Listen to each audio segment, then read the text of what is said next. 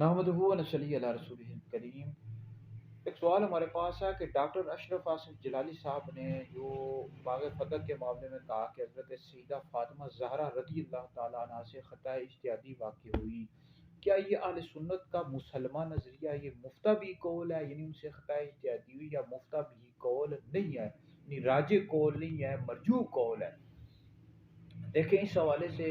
اگر ہم اہل سنت کی جو اصول کی، عقائد کی، متون کی کتب کا مطالعہ کریں تو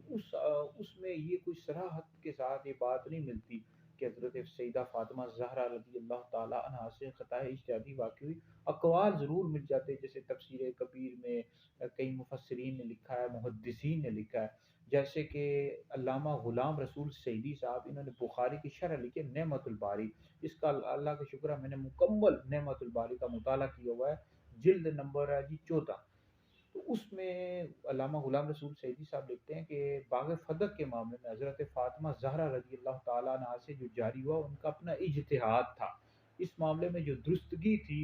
یہ حضرت سیدنا صدیق اکبر رضی اللہ تعالیٰ عنہ کے ساتھ تھی۔ یہ لکھا ہے علامہ غلام رسول سعیدی صاحب نے، لیکن صراحت کے ساتھ انہوں نے بھی نہیں لکھا کہ حضرت فاطمہ رضی اللہ تعالیٰ عنہ سے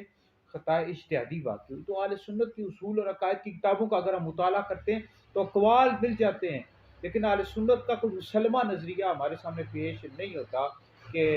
انہوں نے لکھا ہو کہ ان سے خطا اجتہادی ہوئی۔ ہاں یہ ملتا ہے کہ یہ ان کا اپنا اجتہاد تھا، حضرت فاطمہ زہرا رضی اللہ تعالیٰ عنہ کا، اور حضرت صدیق اکبر رضی اللہ تعالیٰ عنہ درستگی پر تھے، یعنی تو بہرحال اس حوالے سے بخاری شریف میں حدیث بھی موجود ہے، نبی کریم علیہ السلام نے فرمایا کہ مجتہد اگر اب اجتہاد کرتا ہے، یعنی وہ اگر درست ہوتا ہے اس کا اجتہاد، اس کو ڈبل اجر ملتا ہے، اگر اس کا اجتہاد درست نہیں ہوتا تو اس کو سنگل ثواب ملتا ہے۔ تو بہرحال اس حوالے سے بھی اہل سنت میں اختلاف پایا جاتا ہے کہ وہ مجتہدہ تھی یا نہیں تھی۔ اب بعض کہتے ہیں مجتہد تھی، بعض کہتے ہیں مجتہد نہیں تھی۔ تو بہرحال یہ جو ڈاکٹر صاحب نے کہا ہے خطا اجتہادی ہوئی، جو روافظ تو شور مچائیں گے، روافظ شیعہ اہل سنت کے اندر جو تفضیلی گھسے ہوئے ہیں، جو اہل سنت کے مستند علماء ہیں، انہوں نے بھی جب کہا کہ ان سے خطا اجتہادی نہیں ہوئی، ٹھیک ہے، تو یہ کوئی اہل سنت کا اب عقیدے کا مسئلہ تو ہے نہیں کہ اس کی بنیاد پر ہم ڈاکٹر اشرف آصف جلالی صاحب کو گمراہ کہیں یا اہل سنت سے خارج کہیں، ایسی ہرگز بھی بات نہیں ہے۔ یہ ڈاکٹر صاحب کا اپنا ایک قول ہے، تفردات ہیں جو انہوں نے پیش کر دی ہیں، مفتہ بھی قول نہیں ہے، راجع قول نہیں ہے، اور نہ اس پر فتویٰ دیا جاتا ہے، ٹھیک ہے جی۔ تو صراحت کے ساتھ جیسے اعلیٰ حضرت امام علیہ سنت کی فتاوی رضویہ کی 30 جلدیں ہیں، یعنی انہوں نے لکھی ہیں 30 جلدیں ہیں فتاوی رضویہ کی، اور اس میں اعلیٰ حضرت نے کہیں بھی یہ نہیں لکھا کہ ان سے خطا اجتہادی ہوئی۔ ڈاکٹر صاحب اگر دکھا دیں فتاوی رضویہ میں صراحت کے ساتھ کہاں لکھا ہے اعلیٰ حضرت نے کہ ان سے خطا اجتہادی ہوئی، صراحت کے ساتھ، جی یہ نہیں ہے استدلال نہیں، صراحت کے ساتھ دکھا ہے اہل سنت کے اصول اور عقائد کی کتب سے۔ استدلال وہ کرنا شروع ہو جاتے ہیں، اس وجہ سے شور و غل پیدا ہوا معاشرے میں، اور بہت زیادہ صراحت کے ساتھ اہل سنت کی کتابوں میں کہاں لکھا ہوا ہے؟ جیسے اعلیٰ حضرت نے فتاوی رضویہ جلد نمبر 14 میں لکھا ہے،